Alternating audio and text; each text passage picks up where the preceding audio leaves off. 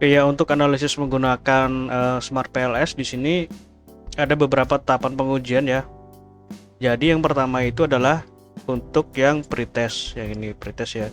Ada pretest, kemudian pretest ini diuji menggunakan data 30 responden. Nah, selanjutnya adalah pengujian yang untuk menggunakan data total. Jadi data total ini nanti ujinya ini ya. Nah, ini ujinya ini jadi ada PLS algoritma yang pertama, kedua, blindfolding, bootstrapping. Nah, uji ini seluruhnya itu digabungkan menjadi satu file ya, satu file data. Nah, ini yang ini. Tapi untuk CSV-nya ini terbagi dua. Yang pertama adalah untuk yang pretest, yang ini, kemudian yang data total kita menggunakan yang ini ya, CSV per PLS. Nah, ini CSV pretest, CSV per PLS. Jadi ada dua data di sini. Nah, untuk data pretest itu kan diambil 30. Nah, ini saya sudah pilihkan ya datanya seperti ini. Jadi ini adalah data yang hasil dari sini. Kita ambil dari data total. Nah, ini yang diambil adalah data responden nomor 91 sampai dengan nomor 120. Yang ini ya, data ini ya. Nah, kemudian untuk yang data total ini jumlahnya ada 129. Oke. Jadi ini data ini kita buat dulu ya. Kita buat dulu formatnya menjadi format CSV. Nah, untuk membuat format CSV caranya seperti ini. Jadi ini berlaku untuk yang ini juga. Untuk yang data yang jumlah total respon ini yang 129 ini ya. Jadi caranya sama. Kita copy ini ya, copy nama dari kode dari kuesionernya ini dan data penelitiannya seperti ini ya. Kita copy. Kemudian kita buat file baru. File. Nah, ini seperti ini. Klik kanan lalu kita paste ini ya. Paste value. Nah, selanjutnya adalah kita save. File, save as.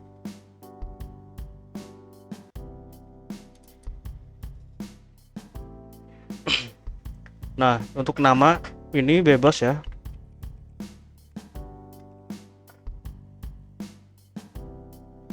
Kemudian yang terpenting ini, save as type, kita klik, kita pilih ini ya, CSV UTF-8. Nah, ini berlaku untuk dua data ini ya, dua data pretest dan data yang penuh. Seperti ini. Jadi save as type, formatnya ya, formatnya kita ganti ke CSV yang ini, CSV UTF-8, lalu kita save. Nah, karena saya sudah buat, nanti kita gunakan data yang ini saja. Seperti itu ya cara membuat data CSV-nya. Nah, selanjutnya setelah data CSV terbentuk seperti ini, kita buka aplikasi Smart PLS. Nah, di sini saya menggunakan Smart PLS 4. Kita klik New Project. Nama ini bebas ya. Contoh seperti ini, create. Lalu ini import data file. Lalu kita masukkan data CSV-nya. Nah, CSV ini kita masukkan dua ya. Jadi data yang pretest dan data yang total score. Kita masukkan dulu yang pretest seperti ini, open. Nah, lalu kita klik import. Oke, seperti ini ya. Kemudian kita masukkan data yang data penuh ya. Nah, ini caranya klik kanan ya di sini. Nah, ini seperti ini, klik kanan lalu kita klik ini import data file. Kita masukkan CSV yang data penuh yang ini. Lalu klik open. Import. Nah, ini ya, datanya sudah masuk. Oke, selanjutnya kita create model. Nah, model type kita ganti ke PLSM, kemudian model name kita tulis di sini adalah contoh pretest. Contoh pretest, atau ini bisa juga digunakan untuk PLS algoritma yang tahap pertama yang ini ya. Nah, ini yang author model yang pertama ini. Jadi kita menggunakan satu model ya untuk pretest dan algoritma yang pertama.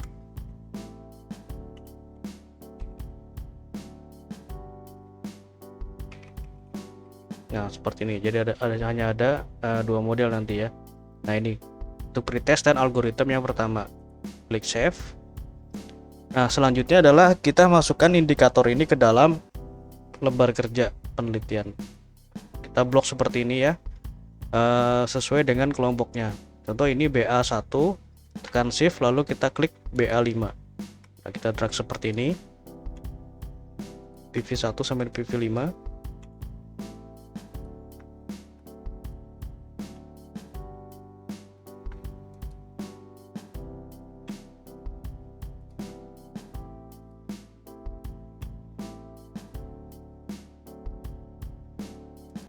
Selanjutnya kita beri nama.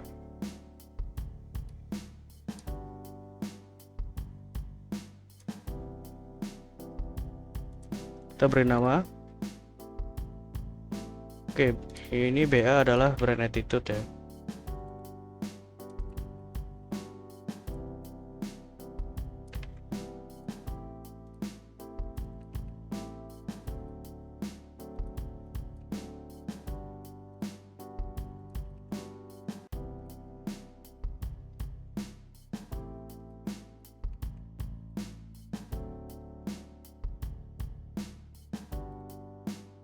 Nah, ini double klik.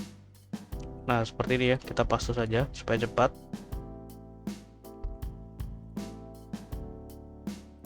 Nah, seperti ini. Lalu kita susun modelnya sesuai dengan hipotesisnya.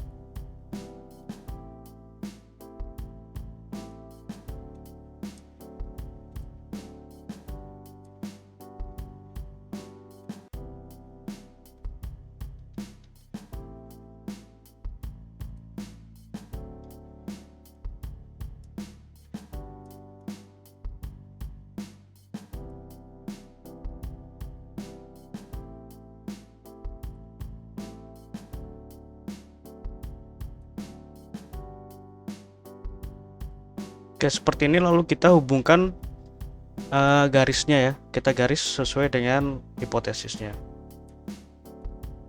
Dengan menu ini connect.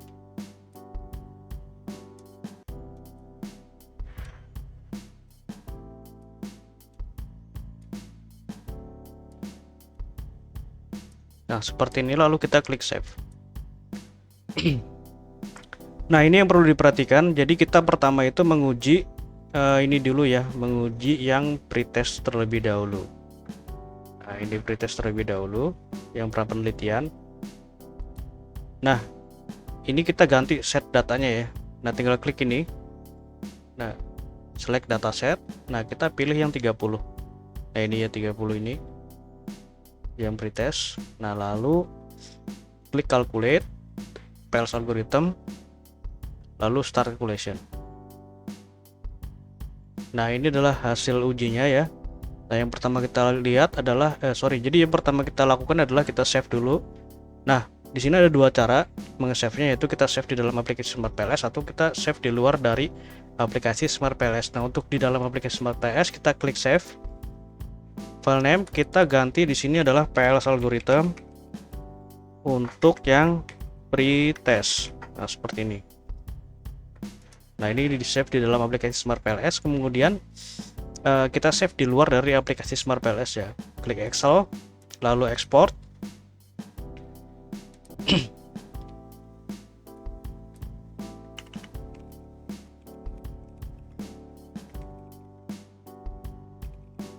Nah, lalu kita save ya. Nah, ini biasa yang saya lakukan adalah sesuai dengan foldernya seperti ini.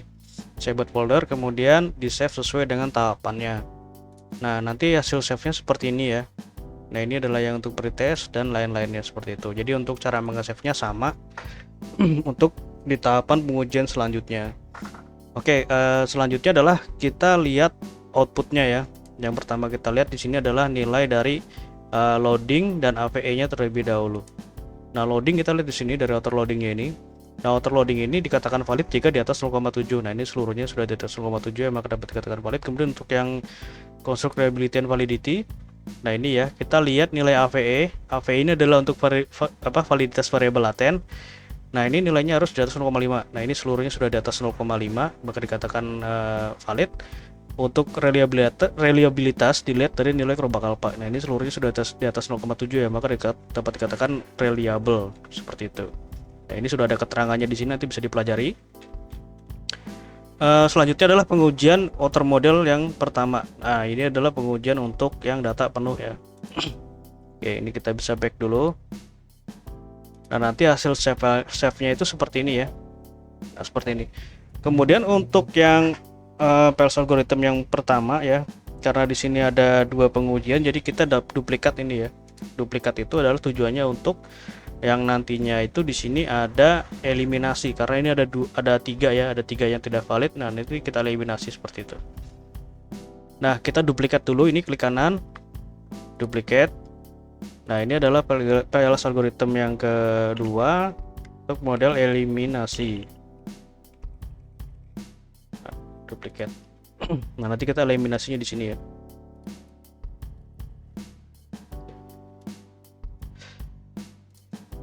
Oke, kita run dulu untuk yang pertama ya, PLS algorithm 1 yang ini. Nah, yang ini. Nah, untuk yang PLS algorithm yang pertama menggunakan data penuh, yang perlu kita perhatikan ini ya. Jadi kita klik dulu datasetnya ini ya. Kita pilih ini yang 129. Nah, seperti ini ya. Lalu kita bisa klik save. Nah, calculate PLS algorithm, start calculation. Caranya sama seperti tadi ya. Kita lihat dulu nilai dari auto loadingnya. Nah, ini ya, ada dua yang merah ini, nanti kita eliminasi. Kemudian untuk konstruknya kita lihat sudah reliable ya, ini sudah reliable dan sudah valid, jadi kita eliminasi dua itu saja. Nah, ini kita bisa save di sini sebagai PLS algorithm yang pertama, seperti itu, menggunakan data penuh. Oke. Nah, kita eliminasinya di sini. Kita ulang ujinya supaya muncul angkanya ya. Nah, ini kita eliminasi. Nah, ini supaya tidak lupa bisa ditulis ya. Nah, kita eliminasi itu dari yang terkecil terlebih dahulu.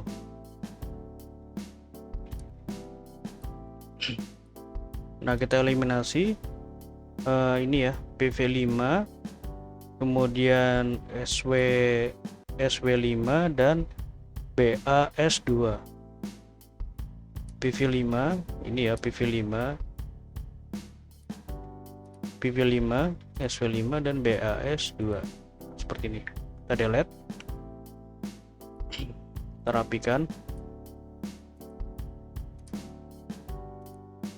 kita save ya, lalu kita ulang.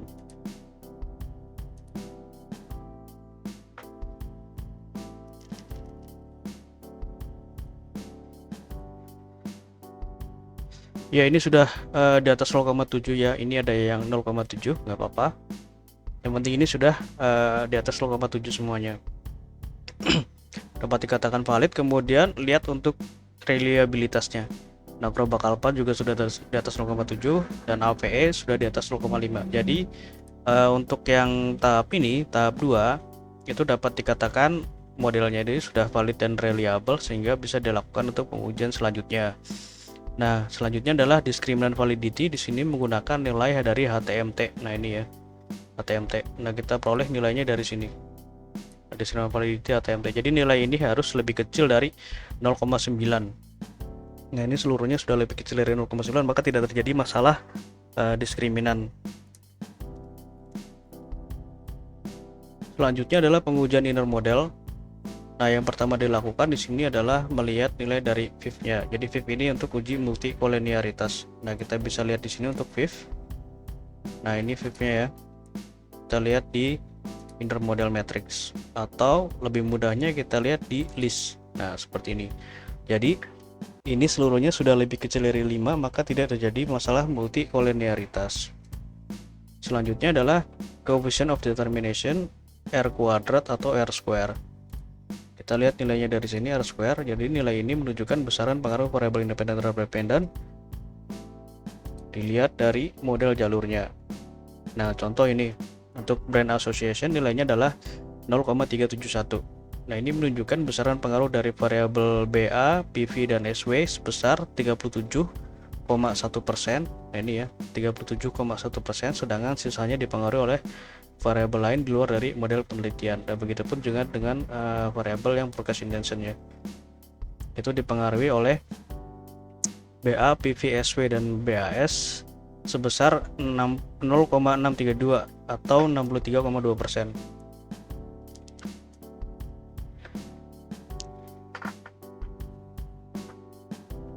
Nah, selanjutnya ada predictive relevance Q kuadrat. Nanti kita lakukan, kita ke ini dulu F ya, nilai F kuadrat atau F square. Nah, ini untuk F square di sini ya, kita lihat yang list.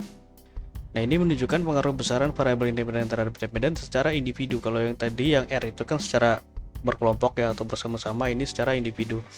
Nah, contoh ini, jadi brand association terhadap forecast intention memiliki F square 0,001. Nah, 0,001 itu kita lihat di sini untuk kriterianya lebih kecil dari 0,15.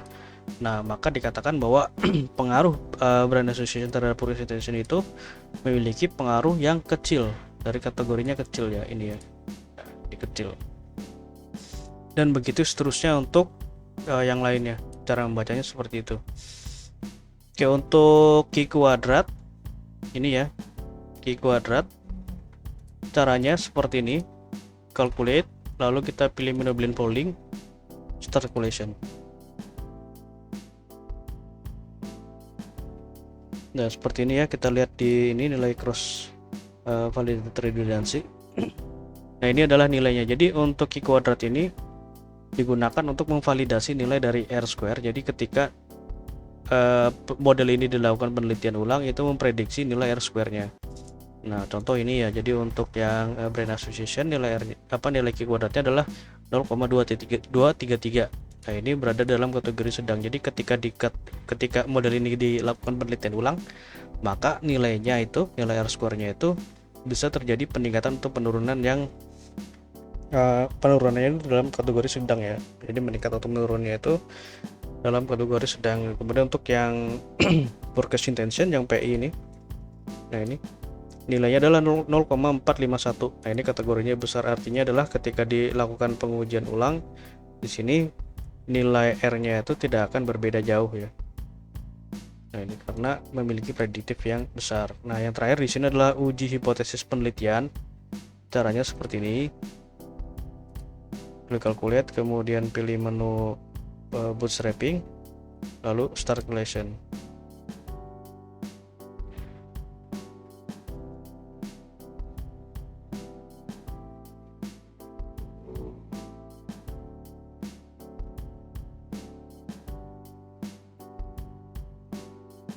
Nah, seperti ini ya untuk hasilnya. Kita lihat di path coefficient. Jadi path coefficient ini menguji pengaruh langsung.